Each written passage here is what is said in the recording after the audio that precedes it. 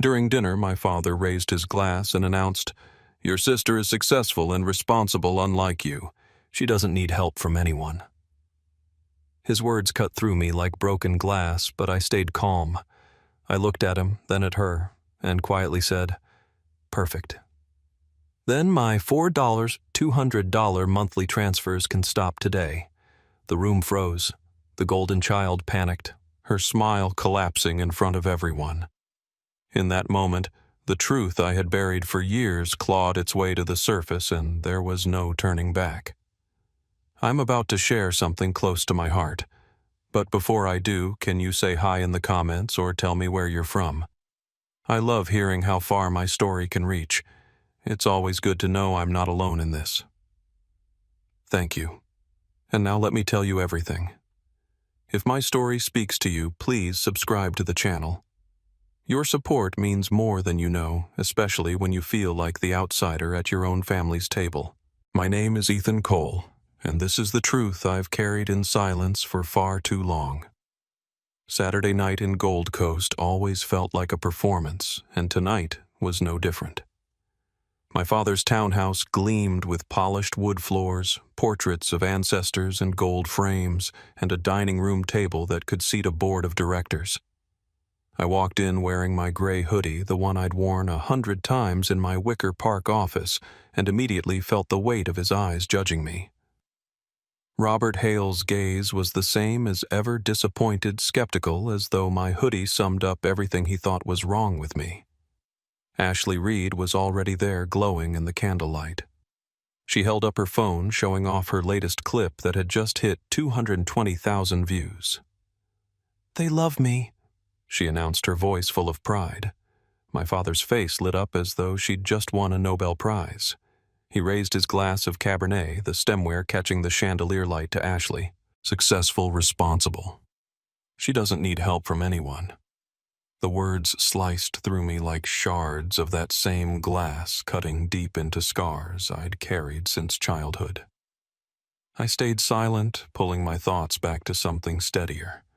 The pallets waiting in my Cicero warehouse, the 550 orders stacked for shipment, the ad campaign I'd tested this morning that was already converting. I reminded myself that Summit Ridge Supply had cleared $1.3 million in revenue last year. $700,000 net. Numbers were real. Numbers didn't lie even if families did. Across the table, Mark Ellis caught my eye. He'd been my partner through all of it, the long nights and early mornings. He didn't have to say a word. His expression said it for him. "Don't take this. Don't stay quiet anymore." Then Priya Shah's face flickered across my father's tablet. A quick video call to toast us from Merchandise Mart Tech Hub. "Ethan Cole," she said, her voice firm. "You've built a quiet empire." My father gave a polite laugh, waved it away, and pivoted back to safer ground.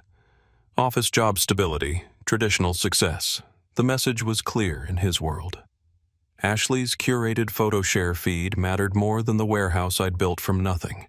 I felt the walls close and the familiar role tightening around me. The silent brother, the one who sacrificed so no one would know Ashley's truth, the one no one thought was worth raising a glass to. My father leaned back, pleased with himself. "Next week, I'll invite some old friends from LaSalle Street. They should meet Ashley, help her career along." He said it as though announcing a coronation. I looked over at Mark Ellis. He gave the smallest nod, a signal I'd been ignoring for years, but could no longer escape. It was almost time. The first time it happened was 3.5 years ago at a coffee shop in Wicker Park. Ashley sat across from me, her hands shaking around a half-finished latte. She confessed she was $35,000 in credit card debt, already behind on her Audi A4 payments, barely keeping up with rent in River North. Her voice cracked as she said, "If Dad finds out, I'll never live it down. I should have walked away. Instead, I promised her $200 a month just until she caught up. My only condition Robert Hale could never know. At first, I cut my own salary, held back warehouse upgrades, pushed marketing harder instead of hiring help. I told myself it was temporary, 6 months at most. But the months bled into years. By 2022, Ashley had doubled down on her lifestyle, designer clothes, influencer events, trips she posted about but couldn't afford. She said it was all for the brand, for growth, for visibility. I told myself she just needed stability, that without me she would collapse in public, and I couldn't let that happen. By 2023, resentment seeped into everything I touched. Summit Ridge Supply was thriving, averaging 1,600 orders a month at $320 each. Yet I lived like a college kid, biking to work, holding meetings in a rented office with flickering lights, because every week $4 and $200 disappeared into her life. My silence bought her image, but cost me my peace. Now it was 2024, and Mark Ellis sat across from me in the office, flipping his laptop around. On the screen was a spreadsheet. $151,200. That's how much I'd given her. "When does it stop, Z?" he asked, his voice even but sharp. I stared at the numbers, but the only thing heavier than the total was the truth behind it. I'd traded my own growth for her facade. Then came the twist I hadn't seen coming. A letter slipped into my inbox. Ashley had used my transfers as income proof to renew her lease. Worse, she had listed me as her moral guarantor, tying me legally to her debts without even asking. My support had shifted from secret generosity to binding obligation. I wasn't just helping her anymore. I was trapped. I told myself it was fine, that I was strong enough to carry it. But the anger gnawed at me every night. The silence I had once called loyalty was turning into a cage. Priya Shah's offer echoed in my memory, $6 million in venture capital, which I had refused just to keep control of my company. Yet here I was, hemorrhaging my own profits to cover my sister's lie. 7 to 8 days of sales each month gone before I ever touched them. One evening I pulled out my phone and scrolled through her latest post. A glossy day in the life of a female entrepreneur. In it, she smiled into the camera, mentioning vaguely that she'd always supported her family when needed. The implication was clear. She wasn't just hiding the truth. She was rewriting it. I froze, the phone heavy in my hand. She was flipping the story, and everyone was believing her. Ashley's River North apartment looked less like a home and more like a set that only pretended to be one. Soft boxes bloomed in the corners like artificial moons. A clothing rack leaned against the wall, heavy with outfits tagged and grouped by color. A tripod stood guard in front of a couch that no one ever really sat on. I carried in a duffel of our new ultralight backpacks and a titanium camp stove, the kind of gear people buy when they want to sweat for their sunsets. She barely glanced at the gear, already arranging a shot where the stove would sit beside a silk throw and a stack of coffee table books about Paris. "Keep this extra quiet for me," she said, lowering her voice as if the lights could overhear. "Brands are about to review my data. No noise, no complications." "Right," I said, and my throat closed over the word. It wasn't the first time she'd asked me to erase myself. It was just the first time I felt how completely I'd done it. At the Cicero warehouse, the air smelled like cardboard and cold steel. We cracked open pallets from Montana, checked the welds on a batch of carabiners, scanned SKUs, until the rhythmic beeps steadied the noise in my head. Mid-count, my phone lit up with my father's name. Robert Hale didn't ask how I was. He launched into a near-whisper brag. "Your sister may be getting a regional title. Real leadership. If you paid attention, you could learn from her." I let him talk, eyes on the box labels, reading numbers that made sense in a world where so much didn't. By late afternoon, I met Priya Shah at our usual corner table in a Wicker Park cafe. She wore a blazer-like armor and looked at me the way she always did, through the numbers and into the story behind them. "You're ready to expand," she said. "Second office in Cicero, lean team on ops, international shipping test to Canada. But listen, Ethan Cole, if you don't own your story, someone else will tell it for you."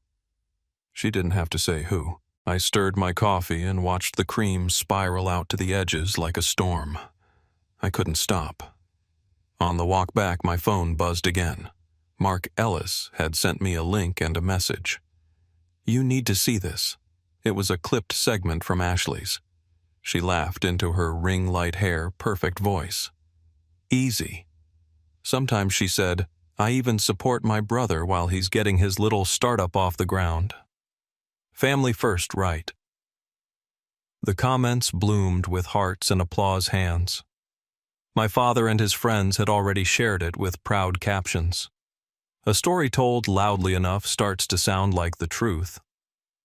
Inside the warehouse office, I watched the clip again with the audio off, just her mouth forming those words, and the chat scrolling like confetti.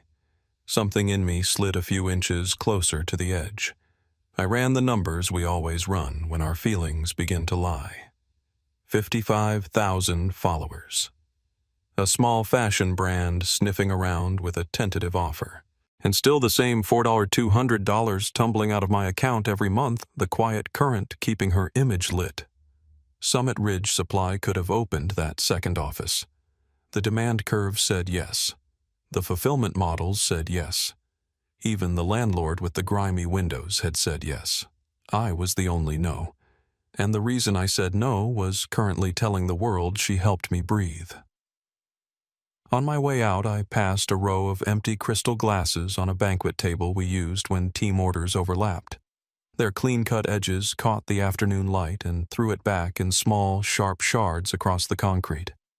I could see as clearly as if it were already happening, a table just like this gleaming under my father's chandelier, a line of crystal waiting for the right moment to break. That night he texted family dinner next week. "Surprise for Ashley. You'll be there." I stared at the message until the words blurred, then opened my banking app. The recurring transfer sat there like a quiet rule of the universe. My thumb hovered over the cancel button. I didn't press it. Not yet. Back at the warehouse door, I palmed the latch and pulled hard. The sound of the metal slamming shut echoed down the corridor, brighter and thinner than I expected. For a second, it sounded exactly like glass finally giving way. If they wanted to hear a story, I would give them the real one. The night my father divided us into camps, the table was laid like a battlefield. Candles at strict intervals, silver-lined like blades. Crystal stands between us, purposeful and cold. He started right after the soup course, as if he'd been waiting for the cue. To Ashley, he said, lifting his glass, "A woman of accomplishment, a leader. She doesn't need anyone." He tipped the rim toward me as if to bless and dismiss me in the same motion. I kept my eyes on the plate, tracing the rim with the back of my fork. Mark Ellis cleared his throat from 2 seats down. "Ashley," he asked, pleasant as a talk show host, "how's the fashion investment play coming along? The one you mentioned last month." Ashley's smile stayed camera-ready, but her eyes blinked twice too fast. "It's in motion," she said. "Under NDA, but big timelines," he pressed as if the whole table were a normal meeting and not a staged ceremony. "Soon," she said, airbrushing the word until it shone.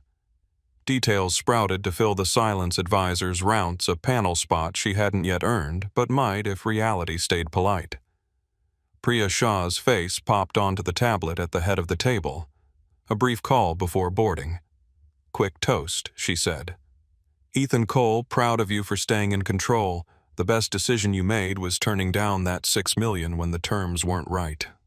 The room stilled. My father's smile thinned, then curdled. "Staying small isn't virtue," he said, closing the call. "Sometimes it's fear."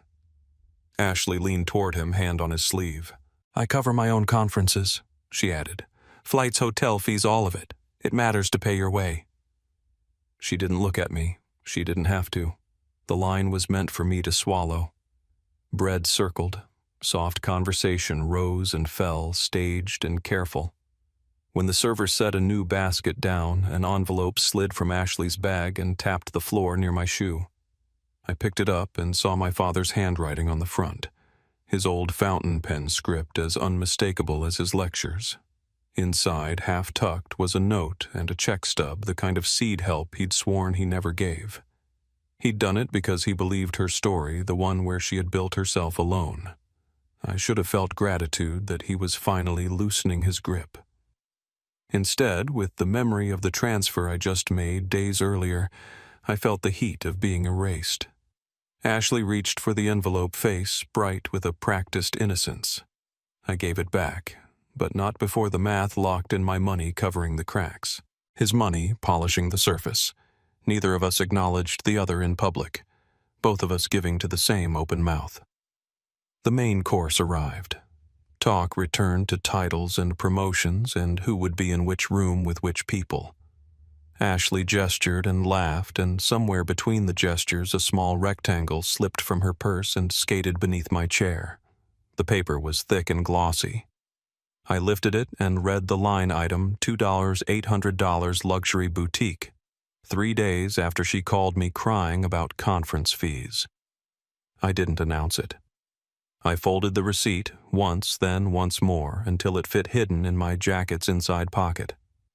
Across the table, Robert Hale kept spinning his old story.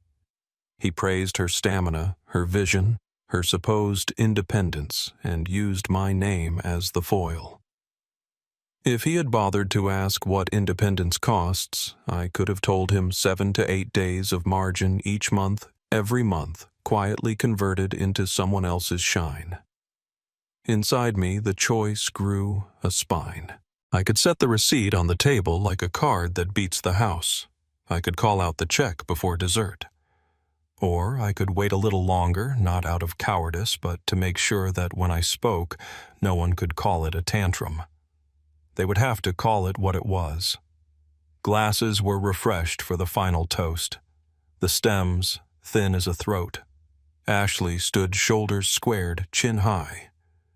"I'll keep proving that I'm the daughter who carries her own weight," she said, voice ringing just enough to reach every corner of the room. "I don't rely on anyone." A small muscle in my jaw flickered. The receipt warmed against my ribs like a tiny, steady ember. I slid my fingers into my jacket and pressed the folded paper flat, feeling the ridge of the total beneath my thumb. All around us, the crystal shone, as if it had been polished for this exact line, for this exact moment, when something perfect announces itself right before it breaks. After the dinner in Gold Coast, I went straight back to my small office in Wicker Park. The glow of the city outside the window looked muted, like light pressed under glass. Mark Ellis was waiting for me, leaning against the desk with his arms folded.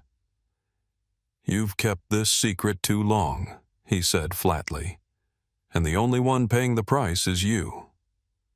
I sat down and pulled up the spreadsheets. Numbers don't lie. $151 and $200. That was the tally of every transfer I had sent to Ashley over 3.5 years. Half of last year's profit bled out month after month, leaving me with the shell of a paycheck and a company limping where it should have been sprinting. I stared at the figure until the question came hard and sharp. Was I still the CEO of my own life or just the financier of someone else's facade? The next evening I drove across the bridge to her River North apartment. She answered the door with mascara smudged and the faint smell of candles and ring lights. "Z, please," she said before I even spoke. "I'm about to close a major advertising deal. Just a little more time." The tears looked real, but I'd learned that sincerity could be rehearsed too. I didn't argue. I only asked, "Are you ever going to admit the truth?" She dropped her gaze, then looked past me toward the camera setup in her living room. "Don't ruin this for me. I need it." Later that night, my phone rang again. Robert Hale's voice carried its usual mix of pride and dismissal. "We'll be hosting a dinner soon, this time with my LaSalle Street friends. They can open doors for Ashley. She's ready for the next level. You should be there. Maybe you'll learn what a real career looks like."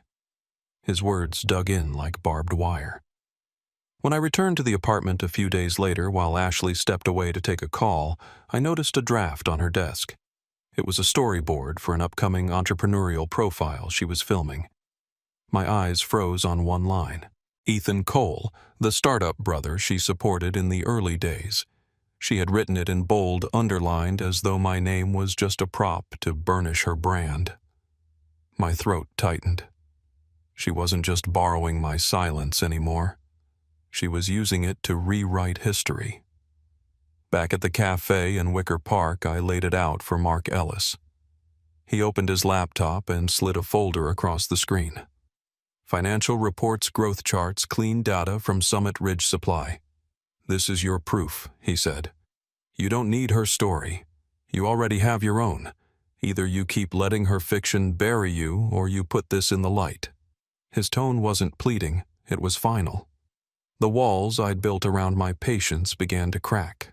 If Ashley was going to use my name as a stepping stone, if my father was going to parade her in front of his friends while dismissing me, then the silence I had carried was no longer loyalty. It was surrender. Back in the office that night, I opened my banking app and scrolled to the recurring transfer. $4, $200. My thumb hovered over the cancel button. The green glow of the screen reflected against the glass window beside me. I didn't press it yet. I shut the phone and whispered to the empty room. Soon, by the time Ashley's next video draft landed in my inbox, the cord between us felt like it was cutting into bone. I pressed play and watched her smile into the lens, poised and flawless. My brother. Oh, I helped him launch his little outdoor company. That's what family does. The words hit harder than the lies themselves. She wasn't just distorting reality. She was erasing the years of sacrifice behind it. I sat at my desk, chest tight, when Mark Ellis dropped by again. He leaned close, his voice low and steady. Tonight's the night. Either you stay silent and let them write your life for you, or you stand up and tell it yourself. As I left for the dinner, my phone buzzed. A message from Ashley lit the screen. Don't ruin this for me. I need it. I deleted it without answering, but the words followed me all the way across the city. The Gold Coast dining room glowed with chandeliers and polished silver. My father was in his element, pouring wine for men in tailored suits who all carried the same smug assurance. He raised his glass and declared to Ashley, "From junior employee to regional marketing director, proof of what real ambition looks like." The room applauded. I felt the walls lean in, pressing me smaller. As the noise died down, I caught a whisper from 2 seats away. What does Ethan Cole even do? I heard he lives off his sister. The words weren't just gossip, they were poison. Ashley's story had traveled farther than I ever thought possible, reshaping me into her dependent. Halfway through the meal, my phone buzzed. Priya Shah's voice came through firm as ever. Ethan, how long will you let them talk over you? If you decide to speak, I'll stand behind you. Her words struck like a match to dry tinder. When the waiter leaned over to refill my glass, I reached into my pocket and felt the folded receipt I had kept since that last dinner. $2,800 for a handbag, bought 3 days after her desperate plea for help. Proof that every word about independence was bought with borrowed money. The meal pushed on courses, changing conversations, swelling. Then Ashley Rose's smile-blazing voice trained for every ear in the room. I've just accepted an invitation to speak at an international fashion conference. I am proud to stand here as an example of the new generation self-made, self-reliant. The applause rolled over me like a wave. I stood too. The ember that had burned low in me for 3.5 years flared in a rush of heat. My phone was already in my hand. The banking app opened the cancel button, glowing green. The light from the screen spilled across the crystal on the table, casting fractures of cold fire. For the first time, I was ready to shatter the silence. The applause for Ashley's declaration still rang in my ears when I pushed my chair back and rose to my feet. The room hushed the clinking of forks against porcelain, silenced by the scrape of wood against marble. If my sister is truly self-sufficient, I said clearly, then, starting tonight, the $4, $200 I transfer to her every month can stop. gasps fluttered across the table. I pulled my phone from my pocket, opened the banking app, and pressed the cancel button with my thumb. The chime that confirmed the end of the transfer sounded sharp and cold, echoing through the stillness. Ashley froze. The color drained from her face. Her lips parted like a fish pulled from water. My father's hand slipped and the crystal glass in his grip shattered against the plate in front of him. Wine spreading like spilled blood across the white cloth. For 3.5 years, I continued my voice steady, though my chest felt like it was on fire. I have covered her credit cards, her rent, her Audi A4, her wardrobe, and every flashy expense she paraded as success. That totals $151,200. The promotion she claims, the independence she brags about, is fiction. And I have the proof. I reached into my jacket, withdrew the folded receipt, and laid it flat on the table. The ink glared back under the chandelier light. $2, $800 luxury boutique. This was purchased days after she begged me for money to attend a conference, I said. This is not independence. This is indulgence financed by me. My father's face twisted, veins rising along his temple. Is this true? He thundered at Ashley. Her composure dissolved, tears streaking the makeup that had been painted on for this very stage. I just wanted you to be proud. She sobbed, words collapsing against the silence. A man in a tailored suit, one of my father's LaSalle Street friends, stood abruptly. He looked between us, then fixed his gaze on me. The real entrepreneur at this table is Ethan Cole. He built something sustainable. That's what leadership looks like. The words cracked the air like lightning, and suddenly the balance shifted. Mark Ellis leaned forward, his voice calm but cutting. Mark Ellis leaned forward. I told him to reveal this long ago, but he chose to protect her. He carried it for years because he didn't want to humiliate his sister. The room fell into stunned quiet. Then Priya Shah's voice cut through from the tablet at the head of the table. Her tone was merciless. Robert Hale. I warned you. Ethan Cole built a company that thrives without smoke and mirrors. He refused $6 million to keep control. He's been forging something real while you let yourself be blinded by ring lights and illusions.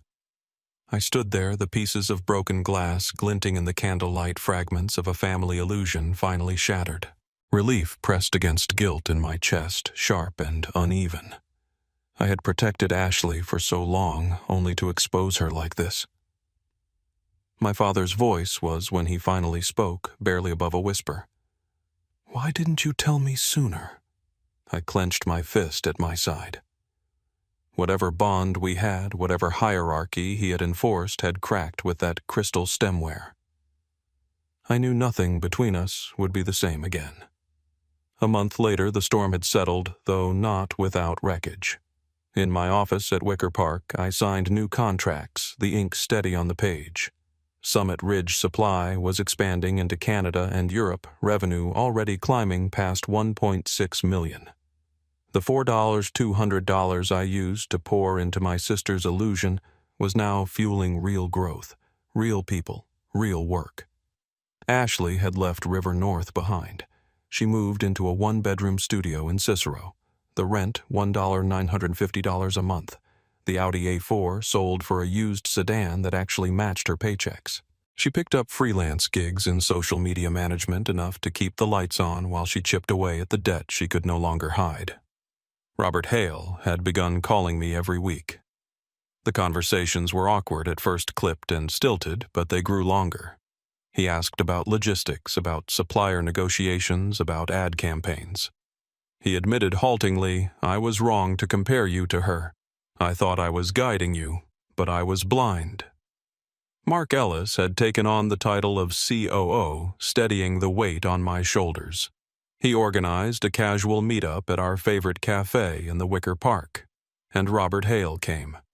For the first time, my father saw how the community around me respected me, not for flash or performance, but for the grit of building something real.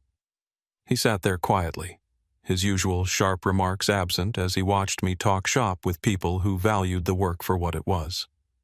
Priya Shah invested $1,000 into Summit Ridge Supply not as charity but as faith, but as... She called me the future of e-commerce, her words both a challenge and a blessing. Meanwhile, Ashley attempted one last plea to her followers.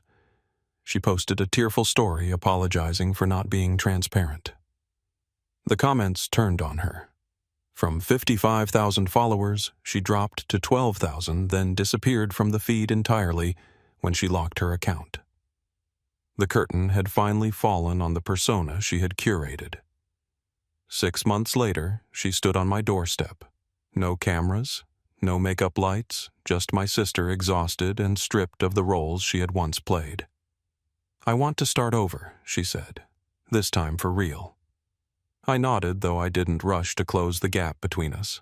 Some bridges could be crossed only slowly, if at all. When Robert Hale accompanied me to a Merchandise Mart Tech Hub conference, he introduced me to his peers with words I had never thought I'd hear. "This is my son, Ethan Cole. He's an outstanding entrepreneur." The pride in his voice carried none of the arrogance from before. It was smaller, humbler, but finally honest. Outside the auditorium, I caught sight of Ashley walking away alone. No spotlight followed her. No lenses turned her way. She was simply a woman starting over, fragile but perhaps finally true. Watching her disappear into the crowd, I realized I had never wanted revenge. What I wanted was air room to breathe, to be seen without distortion, to live without the weight of silence. My office in Cicero buzzed with new hires and shipments, the hum of work becoming the music of growth. My father learned to sit quietly in cafes, listening more than speaking. My sister's tiny apartment flickered with the faint beginnings of something authentic. I looked back at the years I had sacrificed, at the nights when anger pressed against my ribs, at the moment when glass broke and silence ended. The greatest strength I had ever found was not in numbers or contracts or even victories. It was in finally speaking the truth and letting it ring louder than every lie that had ever tried to bury me. Merchandise Mart, Tech Hub's glass towers gleamed in the distance, but inside my Cicero office the light felt quieter, steadier. Summit Ridge Supply's new hires filled the space with chatter about shipments, marketing copy, supplier negotiations. Mark Ellis stood at the whiteboard sketching out distribution channels into Europe, his voice clear and measured. It struck me that this was what real momentum looked like, built on sweat and substance, not filters and applause icons. But even as we surged forward, I couldn't stop thinking about Ashley. After our father's public reckoning, she disappeared from family dinners. Her phone went silent, her accounts private. A month later, a story leaked on a fashion forum. The influencer who bought her way to success with family money. Screenshots of her old posts circulated like wildfire, side by side with clips of my speech at dinner. She had become an object lesson in everything fake. One night, I drove by her Cicero studio. Through the thin curtains, I saw her sitting on the floor surrounded by boxes of clothes she could no longer sell. The Audi A4 was gone, replaced by an old hatchback parked crooked at the curb. I didn't knock. Some lessons couldn't be softened by comfort. Still, her absence left a mark. For years, my silence had been her shield. Now the shield was gone, and she was bleeding in public. My father called more often than ever, his tone clipped with guilt. "She won't answer me," he said one evening. "I don't know how to help her." For the first time, he sounded less like a banker giving orders and more like a man who had lost his bearings. "Priya Shah urged me forward. Every empire has its costs," she said over coffee. "She built a house of cards. You built a foundation. Don't confuse the collapse of hers with the worth of yours." Mark Ellis agreed, but I could see the hesitation in his eyes. He knew I carried guilt in my bones, the ache of an older brother who had watched his sister unravel and wondered if letting her fall was an act of cruelty or mercy. The conference in Merchandise Mart Tech Hub came, and with it, my father's attempt at redemption. He walked beside me through the polished lobby, introducing me to old colleagues as if he had always been proud. My son, Ethan Cole. He set his hand firm on my shoulder. An entrepreneur who built something real. The words were balm and blade at once. They healed what had been broken between us, but they also reopened the wound of how long it had taken him to see me. Later that night, after the panels and pitches, I found myself staring at the hotel window. Across the street, an electronic billboard flashed an ad for the very conference I'd just spoken at. My name wasn't in lights, but my company's logo glowed steady in the rotation. For the first time, I felt content with the quiet kind of recognition that didn't burn out.